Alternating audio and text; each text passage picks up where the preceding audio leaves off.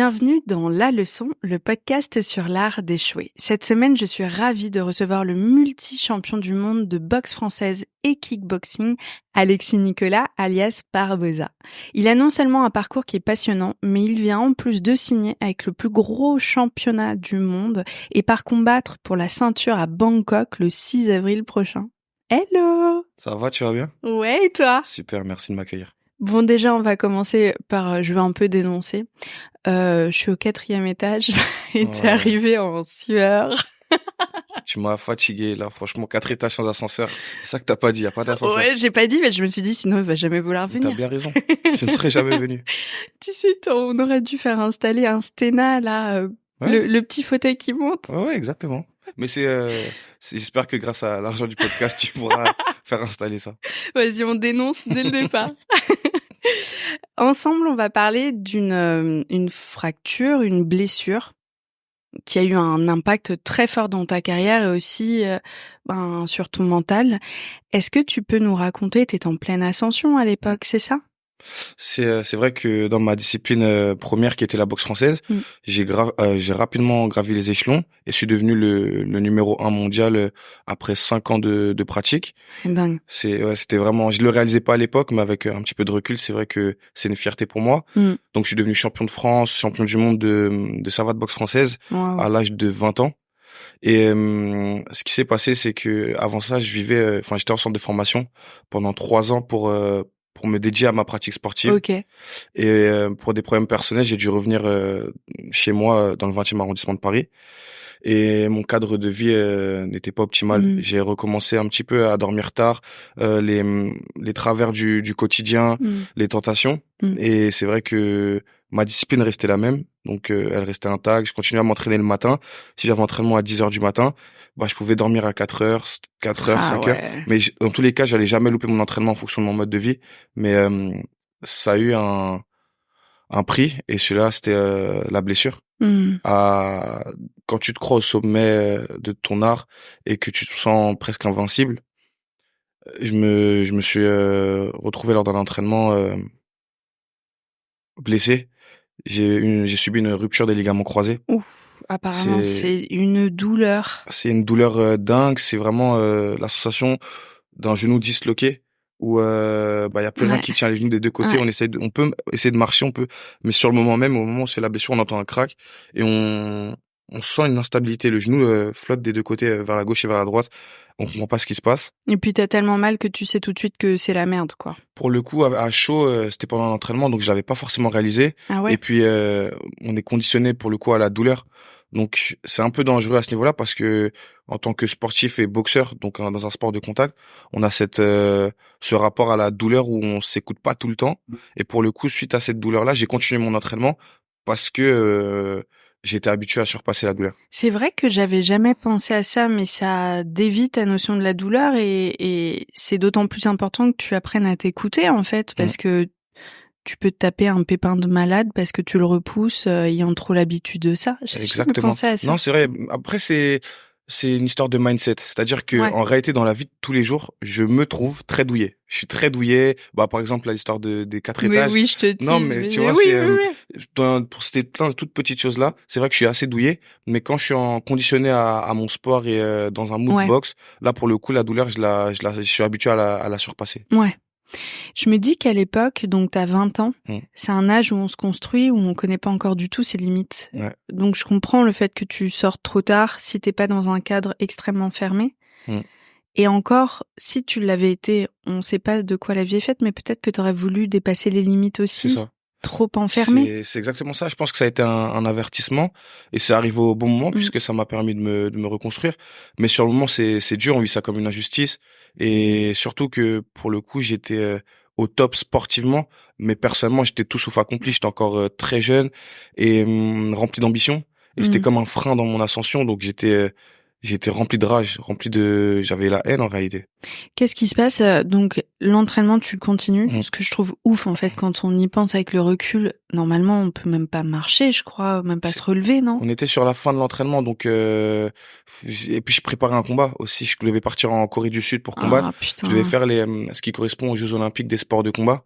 c'est les World Combat Games. Je devais partir en Ok. Corée du Sud en tant que champion de France et du monde. Ok. J'étais le représentant de la France pour concourir dans ce championnat-là. Donc grosse pression sur tes Hyper épaules, grosse ouais. pression et suite à une grosse saison, j'avais fait à peu près 15 combats dans l'année, Mhm. ce qui est énorme. Aujourd'hui, en tant que professionnel, je tourne à 4 combats par an, Ah 4 à ouais. 5 combats par an, ce qui est encore un gros rythme. Mais par exemple, les gros combattants de MMA ou à l'UFC, ils tournent à peut-être 3 combats maximum par an. Tiens, c'est marrant quand tu me dis ça. Moi, je trouve que ça fait rien du tout, en fait. Ça fait rien, mais il y a plusieurs facteurs qui rentrent en cause. Quand t'es plus jeune et que t'es boxeur, par exemple, toute ma carrière, tout ce que j'ai fait, tu fais énormément de sacrifices, tu n'as pas forcément le temps de travailler, tu n'as pas forcément le temps de d'avoir différentes sources de revenus. Ouais. Alors mon seul moyen pour m'en sortir, c'était de combattre. Et Mhm. c'était mon mode de vie. Je combattais pour avoir des sous. Mhm. Mais comme je disais, c'est vrai qu'une personne qui gagne le SMIC gagne mieux sa vie que moi pendant une longue période de ma vie, bien que je fasse des sacrifices énormes. Et Mhm. maintenant que j'ai signé dans la plus grande organisation du monde, forcément, c'est un investissement sur moi. Et Mhm. je suis content De ouf. de pouvoir en vivre. C'est une réelle fierté parce que je me suis sacrifié pendant des années.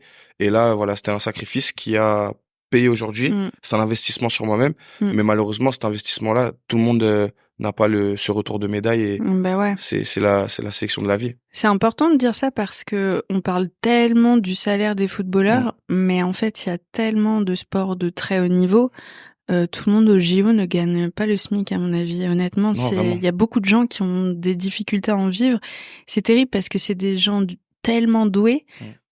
qui sont au plus haut niveau de leur profession et pourtant compliqué de joindre les deux C'est bouts. dur d'être sur le devant de la scène, d'être à la lumière Ouais. au quotidien, de se retrouver sur des plateaux télé, de parler de soi, de son vécu. En Et plus, tout le monde doit projeter des choses sur toi, quoi. Exactement. Il y a beaucoup je sais pas si on peut dire que c'est de la spéculation, mais Mm. il y a plein de choses qui se projettent, une image que tu renvoies, une façon de s'habiller, une énergie que tu dégages, Mm. mais il y a l'envers du décor. Mm. Et je suis content de me rapprocher de plus en plus de ce que je dégage, ce que je véhicule. Mm. Après, je suis pas forcément dans les choses ostentatoires ou c'est pas quelque chose qui m'intéresse, c'est pas les valeurs que je prône, Mm. mais forcément le mode de vie change, avance, les voyages, le partage et c'est magnifique, Génial, c'est mais vraiment trop magnifique. bien. Moi, je sais que si j'ai des enfants qui peuvent vivre de leur passion et Mm. bien en vivre, mais mon rêve, enfin, c'est trop cool. C'est un rêve, c'est vraiment comme t'as dit, c'est un rêve. Enfin, t'as bossé dur pour. Bien sûr, c'est vrai, c'est vrai. Faut pas l'oublier. Des fois, j'ai Bah tendance non. à l'oublier, mais c'est plus mon entourage ou mes proches qui me rappellent un petit peu d'où je viens, qui me Mm. rappellent tous les sacrifices. Et pour l'anecdote, c'est tout s'accélère là depuis à peu près 2 ans, depuis que je suis passé en kickboxing, Ok. parce que c'est une discipline plus médiatisée, c'est une discipline avec Ok. des retombées médiatiques plus fortes et financières aussi plus fortes. Et c'est vrai qu'il y a des personnes là j'ai eu beaucoup cette remarque là récemment qui ont été agréablement surpris de l'avancement d'un coup de ce qui se passait. Mais ce que Ok. je leur explique, c'est que ce n'est pas d'un coup, ça fait Ouais. des années, ça fait plus de 10 ans que je construis tout ça et que je le vois à mon échelle à chaque fois, petit à petit, les choses avancent. Mais c'est des choses qui se voient d'un coup. Je pense que pour les artistes ou pour un petit peu tout le monde, De on a ouf. cette part un petit peu d'ombre où on sait qu'on avance, mais on sait pas flagrant. Et d'un coup, quand ça avance, ça avance. Tu sais, je pense à Inès Reg qui avait fait une vidéo sur Kevin. Ouais, c'est Ouais. ça. Elle a pas ici Ouais, des moi, j'ai paillettes pas sur... les voulu. Ah, t'abuses. Pas d'ascenseur, Pourtant, pas de j'ai paillettes. payé cher les travaux. Ouais, j'ose imaginer. Mais pour ceux qui n'ont pas vu, les rares qui n'ont pas vu la Ouais, vidéo, elle fait rire tout le monde en disant putain 12 € la paillette de fard à paupières, Kevin, et tu m'emmènes chez McDo. Moi, je veux des moulures dans ma vie, Kevin. bien sûr. Et tout le monde a dit ouais, c'est dingue, cette inconnue qui est devenue méga star du jour au lendemain. La meuf, ça faisait 10 ans qu'elle était chez Jamel Comedy Club, qu'elle bossait de malade sans Ouais. la reconnaissance Ouais. et qu'elle continuait pour. Ça, c'est un truc dont on se rend C'est pas compte, dingue. quoi. Ouais. C'est du travail dans l'ombre pour Mm. être à la lumière et oser espérer être briller un jour. De ouf. Tu dis que t'as peut-être pas l'environnement idéal dans l'aspect privé. Ça joue aussi sur ta fatigue physique et mentale. C'est important d'être bien entouré et d'avoir un entourage bienveillant. Ce que j'ai eu, c'est ça qui est assez paradoxal, mais j'ai pas un entourage de sportifs de très haut niveau ou des personnes qui ont les mêmes objectifs que moi. Chaque personne, et puis on était jeunes à 20 ans, donc En réalité, ce qui s'est passé, c'est que j'ai suivi le train de vie de mes amis qui ont un travail lambda entre Et guillemets ouais. et qui peuvent se permettre de dormir plus tard, d'aller dans des endroits différents de ceux que je peux fréquenter.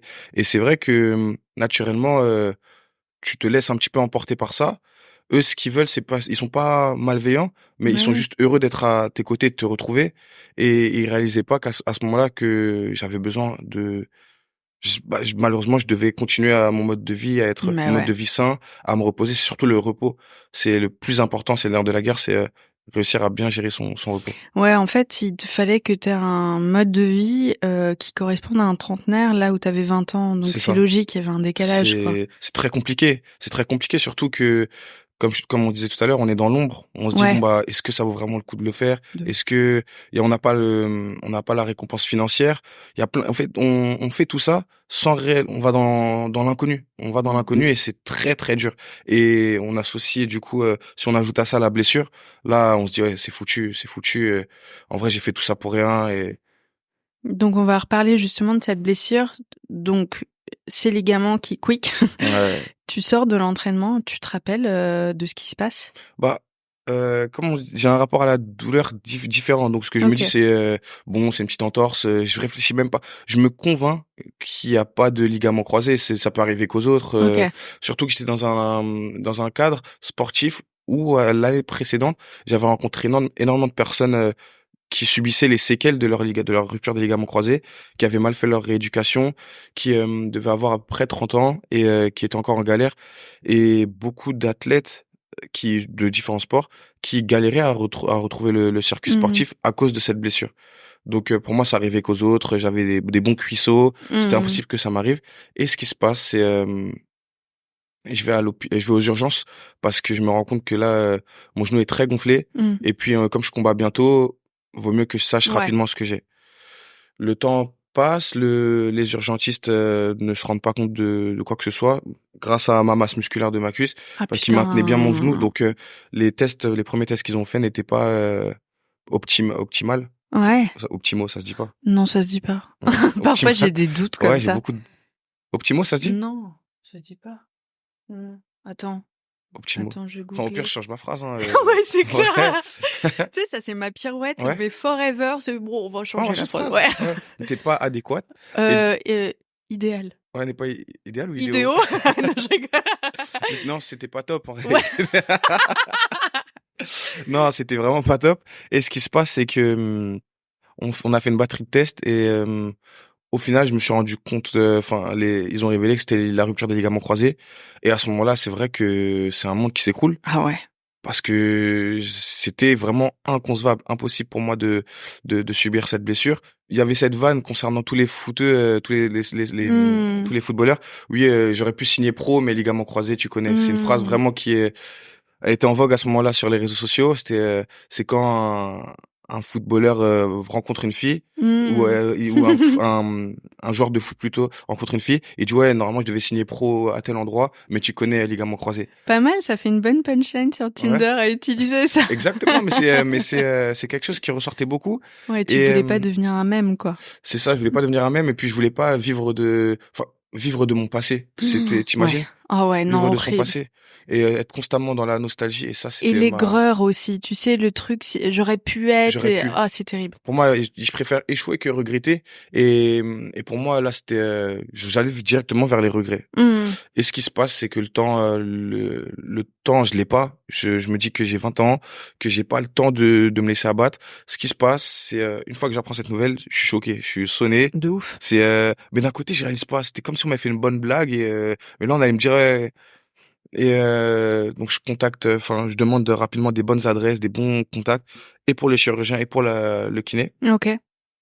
Et je me laisse pas abattre, je me Ouais, dis que là, ok, c'est chaud, mais on va revenir directement. ouais. Et pour moi, cette blessure, c'est une blessure qui peut arrêter. Enfin, la blessure en général, elle peut arrêter les gens qui sont talentueux mais pas bosseurs. Sauf que moi, j'étais OK, pas réellement talentueux à la base quand j'ai commencé. J'étais pas sportif quand j'ai commencé la boxe. OK. Et c'est le travail qui m'a permis d'en arriver là. Ouais. Donc à partir de là, une fois que c'était une continuité, Mmh. bah t'as toujours travaillé en boxe spécifique. Là, Alexis, on va travailler différemment. On va Mmh. rebooster ce genou pour monter les quatre étages de ton Vous voyez le appartement. résultat? Ouais. Mais non, c'était... C'est intéressant parce que déjà, ça montre ta persévérance, ta vision des choses, mais en plus de ça, j'imagine à quel point ça a dû te donner une rage de vivre en mode « Oh non, ça va pas s'arrêter là du tout, en fait. » Exactement. Cette rage de vivre, je l'ai toujours eue. Cette rage, elle vient de mon enfance, principalement, et de ma vie. Mm. Mais en dehors de ça, ça a été une continuité et il y avait tellement, l'aventure était tellement belle, il y avait tellement une petite communauté qui commençait à se créer et tellement d'espoir. Je ressentais l'espoir. Tout le monde je me rendais compte que j'arrivais à dégager une énergie, et à faire ressortir une vibes incroyable autour de moi grâce à ma persévérance et grâce à mon acharnement. Et c'est vrai que cette blessure, elle a sonné pas mal de gens et il y avait pas mal de tristesse. Les gens étaient plus tristes que moi. Oh, c'est Donc trop mignon. c'était très mignon, mais sur le moment, ça m'a affecté et je me suis dit je peux pas les abandonner. Là, Ouais. c'était pas eux qui m'abandonnaient, c'était moi qui Ouais. les abandonnais si je me donnais pas les moyens de revenir. Je retiendrai en tout cas ta phrase sur le fait de je suis pas le plus doué, mais je suis le plus bosseur. Ça, c'est super intéressant parce qu'effectivement, les gens qui restent et qui perdurent, c'est des gens comme toi, quoi. C'est le talent, c'est pas ouais, c'est le travail vraiment qui m'a fait en arriver là. Et c'est parce que j'ai travaillé autant que j'en suis là. Donc en réalité, concernant mon genou, c'est ce qui m'a sauvé. Et puis surtout, je me suis beaucoup calqué sur les exemples et les contre-exemples que j'avais. J'ai vu pas mal de personnes qui ne sont jamais revenues de leur ligament croisé, mais parce que ils avaient pas fait une rééducation optimale. Et pour le coup, l'acharnement que je mettais dans mon entraînement, je l'ai mis dans ma rééducation. Et c'était un autre mode de vie, dans le sens où une fois que j'étais blessé, ça me laissait davantage de temps pour moi. En réalité, c'est comme si cette blessure avait été une bénédiction et une leçon. Ouais, vraiment, parce que ça m'a permis de réaliser pas mal de choses, que la boxe était une question de choix et mon mode de vie était une question de choix. Et dans ces choix-là, il fallait aussi que je prenne de temps en temps du temps pour moi, du temps pour ma famille et mes amis, que je passe pas à côté de ma jeunesse et de mes proches. Et le fait d'avoir pu renouer avec le contact avec beaucoup de mes proches, ça m'a fait un bien fou, parce que si je te disais le nombre de mariages ou d'anniversaires que j'ai ratés par le biais de mes entraînements, c'est énorme. C'est énorme, et ça crée aussi une une solitude, bien qu'on soit très convoité et très entouré. Tu te sens très seul, à mon avis. Je me sens énormément seul. Ouais. Je me sens très très seul. Là, ce qui me fait du bien en ce moment, c'est que dans ma salle de boxe au Mamoudi Gym, on a une équipe incroyable, avec une team qui est vraiment dans la même énergie que moi. Tout le monde est déterminé. Donc ça fait comme quand tu vas à l'école et que tu vas rejoindre tes camarades de classe. Le rêve, c'est trop bien, ça. C'est vraiment incroyable. Donc là, ça me fait du bien, mais c'est pas tout le temps comme ça. Ouais. Parce que dans mon parcours sportif, j'en ai vu énormément des gens motivés. Mais la motivation, c'est éphémère. Quand t'es entouré de personnes disciplinées, là, c'est différent, parce que tu sais que ils seront là coûte que coûte. Mais la discipline, j'ai l'impression que c'est quelque chose qui est difficile à acquérir. Donc ça demande de l'humilité aussi, parce qu'on n'est pas toujours au top et il faut savoir accepter les moments de down aussi, la tête baissée, quoi.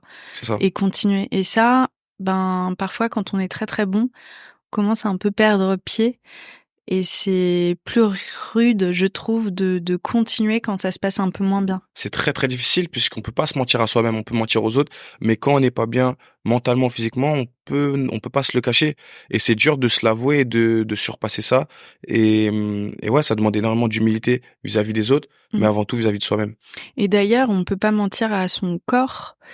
Et alors, c'est pas une science exacte, mais j'ai l'impression que les moments où on est un peu plus fragile mentalement, ou alors que on n'a pas, on se ment à soi-même, le corps lâche plus facilement. Moi, j'ai fait 3, alors si je te racontais comment je me suis fait mes entorses, c'est nul à chier, mais c'était des moments de ma vie où ça n'allait pas bien, où j'étais très fatiguée mentalement, et mon corps avait moins d'énergie pour se défendre et rester fort. Et qu'on m'a dit chez mon kiné, c'est que c'était très récurrent. Bien sûr, j'ai tendance à mettre presque une spiritualité dans ma pratique sportive. C'est bien, ouais. Et je détache mon corps de mon esprit. Dans le sens où souvent j'arrive à remercier mon corps de tout ce qu'il me permet de faire, parce que c'est dur, c'est très très difficile, il est éprouvé. Je me rends compte que quand mon corps est fatigué, c'est mon cerveau qui continue à le pousser plus haut. Et des fois, parce que mon corps va bien, ça me permet de pouvoir aller mieux aussi mentalement. Donc c'est une balance un équilibre à trouver. Et c'est vrai que quand je suis très très fatigué, mon corps accepte moins la douleur. Ça, c'est Ouais. sûr. Il y a un truc aussi de ouf, alors ça pour le coup c'est ma psy qui me Mmh. l'a dit et c'est un truc que je me répète en permanence. On a tendance à faire un distinguo entre son cerveau et son corps. Moi parfois mon corps veut pas aller là où je veux aller et j'essaie d'être dure avec lui en mode allez et Mmh. tout avec la motivation mentale. Mais en fait ton corps c'est toi. C'est 100% toi. Il n'y a pas deux trucs Mmh. différents. Je trouve qu'on l'oublie trop On l'oublie énormément. facilement. On l'oublie énormément. Et dans cette dissociation, moi, pour le coup, ça revient à ce que je disais. Moi, pour le coup, je le dissocie, mais en réalité, je l'associe... Ouais. Enfin, je le dissocie pour mieux l'associer en réalité. Carrément. C'est presque un peu un état de conscience alternée ce que tu fais pour Vraiment. être ultra vigilant, c'est Mmh. ça en fait? C'est ça, je prends énormément soin de moi, de mon corps, de manière... C'est mon outil de travail. Ouais. Et si mon cerveau ne fonctionne pas, je pourrais avoir le corps que je veux, mais ça ira pas. Et si mon mindset est bien, mais que mon corps est blessé, je pourrais pas avancer. Donc, faut vraiment que j'arrive à trouver vraiment le juste équilibre entre les deux pour ne faire qu'un avec moi-même et être en phase. Et donc du coup, tu travailles à mort chez le kiné, etc. Tu te mets Mmh. en mode championnat de la guérison. C'est ça, je suis dans un état où bah, comme je te disais, tout le monde venait chez moi, tout le monde venait chez moi, tout le monde était triste. Mais en même temps, ça me faisait du bien parce qu'on me ramenait avec la boxe, on est tout le temps, très souvent en période de diète, de Ah régime. ouais, ouais. Il y a ça aussi qui joue énormément sur la Ouais. santé mentale et physique. Et là, en réalité, je pouvais me permettre ce que je voulais parce qu'il n'y avait pas d'échéance à venir. Et donc, on me ramène à manger parce qu'on sait que je suis gourmand, mais que je suis très très souvent frustré parce que je ne peux pas me retrouver avec mes amis pour manger. Hmm. Et donc là, tout le monde se mettait à cœur joie pour me ramener Bah, ce c'est qui me plaisait. joyeux. On venait chez moi avec ma famille. C'était vraiment des souvenirs vraiment qui sont en moi et qui me font du bien et qui rend l'aventure encore plus belle parce que Hmm. maintenant, tous les gens qui sont passés chez moi quand j'étais blessé, c'est les personnes qui me voient sur le ring aujourd'hui Hmm. et qui me voient briller à l'international. Donc c'est incroyable ce qui a pu se passer. Et en fait, tu avais besoin de cette période-là pour aussi vivre à côté de ton sport, Mm, expérimenter, revenir dans la joie aussi. c'est ça. Parce que j'imagine que quand on a un but de dingue, on doit être tellement dans le côté combatif Mm, que t'en oublies presque de kiffer ta life, non? c'est ça. C'est que déjà, pour rebondir sur ce que tu as dit, selon moi, on n'a pas besoin forcément d'échouer pour apprendre. Pour moi, l'échec, c'est pas parce que t'échoues que t'apprends. On n'a pas besoin de ça. On peut apprendre sans échouer. Mmh. Mais une personne intelligente ou une personne qui veut avancer tire des leçons de chacun de ses échecs. Mmh. Et je trouve que c'est comme ça que je vois les choses, même quand je combats. Si je peux éviter de perdre, jusqu'à maintenant, je suis invaincu en professionnel. J'ai Mais des questions là-dessus après, ouais, parfait. si je peux éviter de perdre jusqu'à maintenant et le fait que j'ai évité de perdre, ça m'a pas permis de progresser parce que je suis un éternel insatisfait et ça c'est OK. propre à ma personne pour le Mmh. coup. Mais si demain j'étais amené à perdre, ce serait pas un souci parce que j'ai pas peur de la défaite et puis je pense que je me donnerais les moyens de progresser davantage et de rebondir et d'apprendre de ces défaites là. Putain, c'est trop intéressant. Bah, ça répond partiellement à mes questions. Je pense à une athlète qui s'appelle Ronda Rousey qui maintenant Ouais, fait du catch, mais à la base MMA. du MMA ouais, à Ouais, c'est ça. l'UFC. C'était une très grande enfin c'est une très grande Ouais, athlète. elle est dingue. Incroyable. Et je me rappelle de pendant un moment vraiment on disait c'était l'invaincu et tout Mmh. et elle a fait une énorme dépression le premier match qu'elle a perdu Mmh.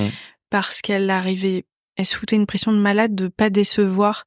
Je trouve ça trop intéressant que toi tu te déculpabilises déjà d'une éventualité en te disant OK, ce sera un moment down dans ma vie mais ma vie s'arrête pas là quoi. Non, c'est parce que j'ai compris que déjà on peut pas être parfait, on peut pas plaire à tout le Mmh. monde et c'est ma vie dans le sens où je peux pas dépendre de des gens et de ce qu'ils Mmh. vont penser de moi.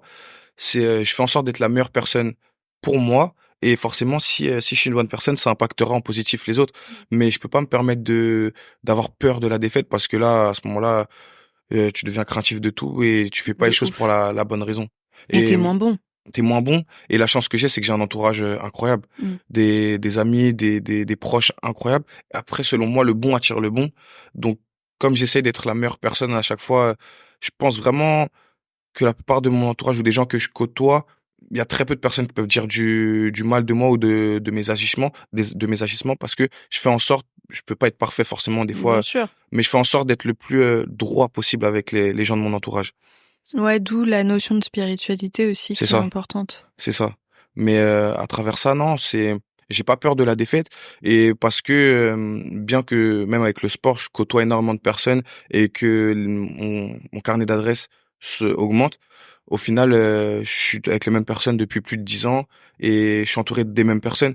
Que je sois à la lumière ou dans l'ombre, c'est les personnes avec qui je suis. Ouais, c'est important de ouf. C'est très très important. Et t'en parles avec ceux avec qui tu t'entraînes parfois de ça, du fait de perdre, de recommencer, de... On est tellement différents tous et je me suis rendu compte de ça. C'est vrai, par exemple, que j'ai vu des partenaires d'entraînement peut-être un petit peu plus jeunes ou avec des façons de penser différentes perdre. Forcément, dans une Bah team, il y oui, a des gens ça qui perdent arrive. et qui gagnent.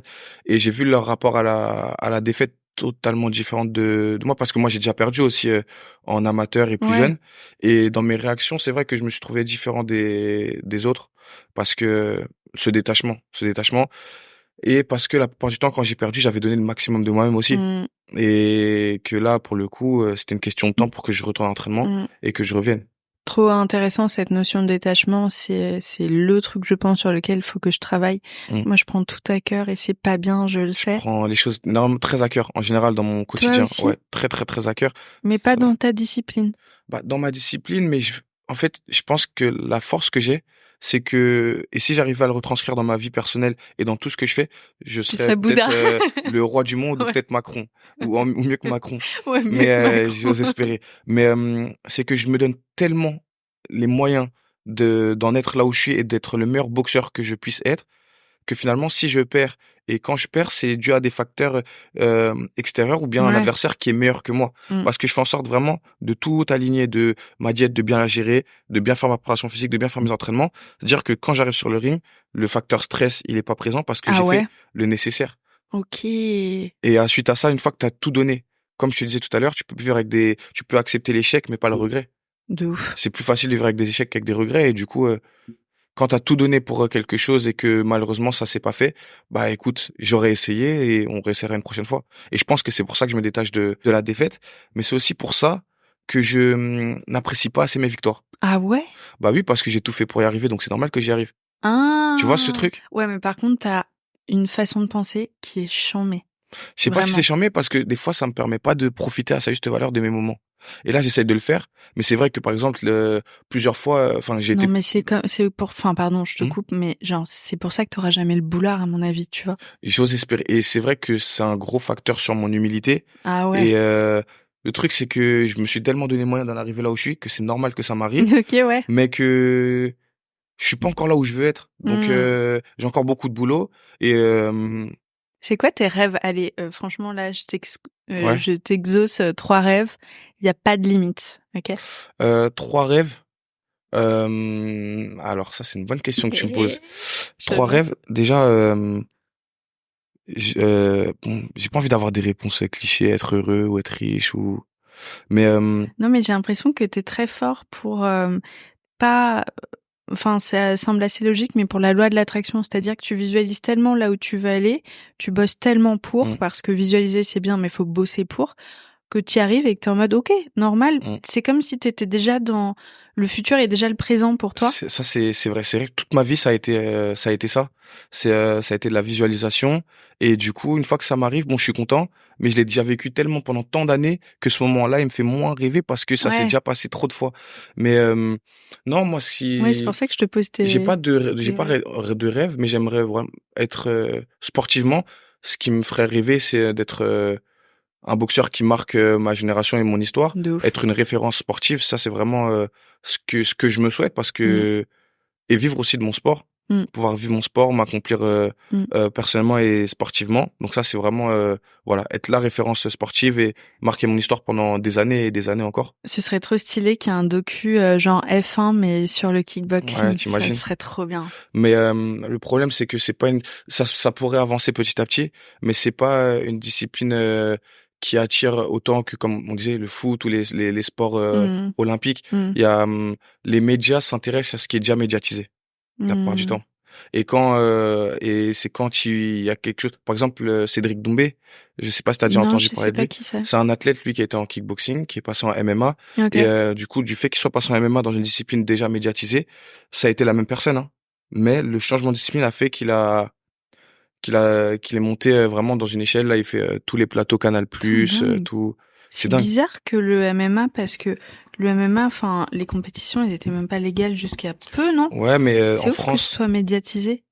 en France, c'était pas légal en France, et du coup, les médias ne s'y intéressaient pas forcément, mais c'était déjà médiatisé et Ok. très populaire dans le monde entier. Ok. Et maintenant que c'est légalisé et qu'il y a une ampleur Ah ouais. incroyable, c'est vrai que là, c'est un essor de fou. Et Mm. c'est un jeu stratégique. Donc, quand j'apprends à mettre un coup de poing, j'apprends pas à frapper quelqu'un. J'apprends à mettre un coup de poing. Mm. Sauf que je sais que avec le temps, forcément, quand on est de plus en plus vu et de plus en plus connu, notre adversaire peut analyser nos vidéos. Et moi, j'apprends à donner un coup de poing, mais mon adversaire apprend à contrer la façon dont moi je vais mettre mon coup de poing. Ouais. Tu vois? Et c'est un jeu, c'est une bataille navale en réalité. Ouais, c'est Et très smart, hein. c'est très très smart. Et un bon boxeur pour moi est un boxeur intelligent, Mm. parce que les boxeurs qui se bourrinent et qui se tapent dessus, ça m'intéresse pas. Mm. Un box, mais ça c'est le D'ailleurs, public. t'as pas le nez cassé? Non, parce que Ouais. j'essaie Ouais. d'esquiver pas mal. Ouais. Et puis en dehors de ça, tu me parlais de mes rêves. Moi, par rapport à mon physique aussi, j'ai pas envie juste d'être un sportif. J'ai aussi envie d'être déjà une tête. Mm. Et puis je fais attention à moi, donc j'ai quand même des rêves de me développer, que la boxe ce soit un tremplin. Mhm. J'aime beaucoup tout ce qui touche à l'acting, Mm. la vidéo, les choses comme ça, le cinéma. Et c'est des choses moi qui m'intéresseraient énormément. J'aime la mode, la musique aussi à côté. Trop Mais bien.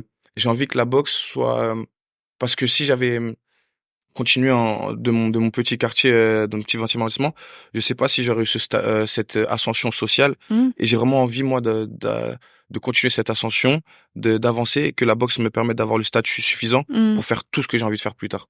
C'est charmé parce que ça te donne une plateforme aussi sur les réseaux sociaux Mm. et ça a une grosse valeur à l'heure actuelle, Vraiment. qu'on aime ou pas. Mm. Ça a une puissance de frappe. Ouais. Jeu de mots de Ouais. merde.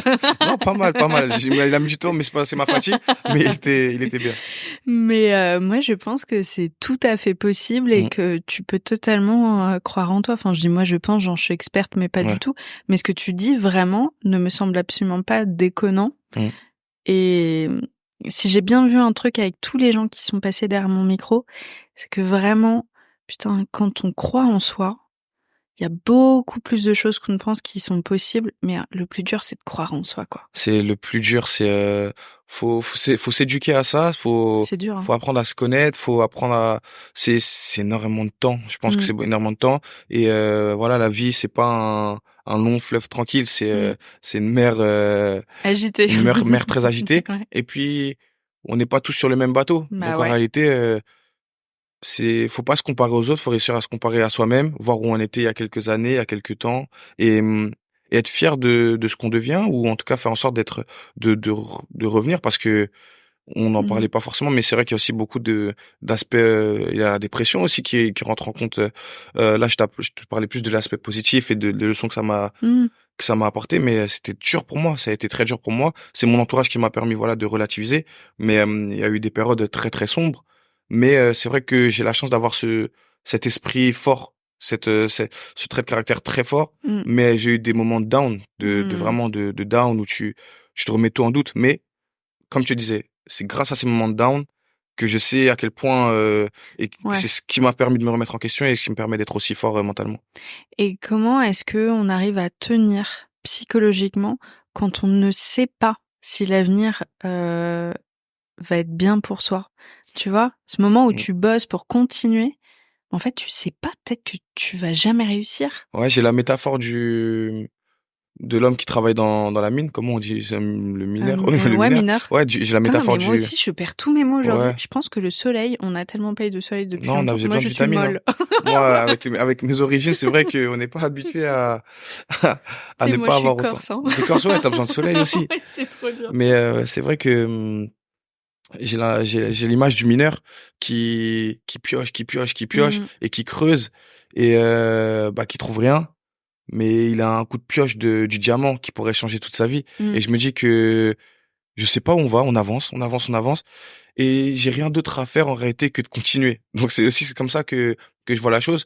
Je peux faire d'autres choses à côté, mais des choses bêtes. Des fois, par exemple, j'ai pas entraînement, et je suis super content de pas avoir entraînement parce que je peux me reposer, je peux voir mes amis. Mais en vrai, Moi, parce que c'est la vie que j'imagine de mes amis. Quand je suis à l'entraînement, je me dis qu'ils sont tous disponibles et que, mais Ouais. non, j'ai pas entraînement, je me retrouve chez moi, j'en appelle 1, 2, 3, 4, mais eux aussi, ils ont tous leur vie, ils sont tous à travailler. Mais Donc oui. finalement, vaut mieux que je sois à l'entraînement. Je suis jamais mieux à l'entraînement je suis mieux à l'entraînement qu'ailleurs. Et, c'est comme ça que je vois les choses. Donc, je peux pas me Trop permettre intéressant. d'abandonner.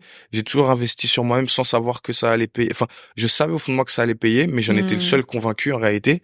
Les autres étaient remplis forcément de doutes De peur, et bien de peur. sûr, bah ouais. Mais croire en soi, continuer, continuer. Et puis même si ça nous ouvrira pas la porte qu'on veut, ça nous ouvrira forcément d'autres portes, des rencontres et des moments de partage. C'est ça pour moi, c'est pas la fin du livre la plus importante dans une vie, c'est vraiment les étapes qui nous mènent au trésor. Et ben putain, je me suis pris au moins 5 leçons dans cet Ah, c'est vrai. épisode. C'était trop intéressant. Je Magnifique. retiens le bateau. On n'a pas tous le même bateau. Ça, c'est très juste. On a beau parler de méritocratie, on sait très bien que la réalité, elle est pas aussi. Et donc, on fait ce qu'on peut pour garder le sûr. cap. Mais quoi. si la mer ne nous emmène pas, ne coopère pas, on n'ira pas. Mais c'est vachement intéressant. Et le coup de la mine, je n'avais jamais entendu cette métaphore. C'est vrai. Moi non plus, je l'avais jamais entendu, mais j'y ai pensé. Ah putain, mec, écrit, écrit, hein. Okay, tu vas déposer, tu vas nous en faire un t-shirt. Ouais, minimum. Un minimum. Une casquette, créer t-shirt. ton site web. Ah, avec plaisir. Avec grand plaisir. Évidemment, je ne sais pas faire. C'était du bluff. Tu vois, là, je suis déçu. Ouais, ça se voit. Merci beaucoup. Avec grand plaisir. Est-ce que on souhaite quelque chose dans le milieu du sport? Je sais que dans le milieu d'acting, on dit merde et l'autre dit je prends. Ouais, je prends.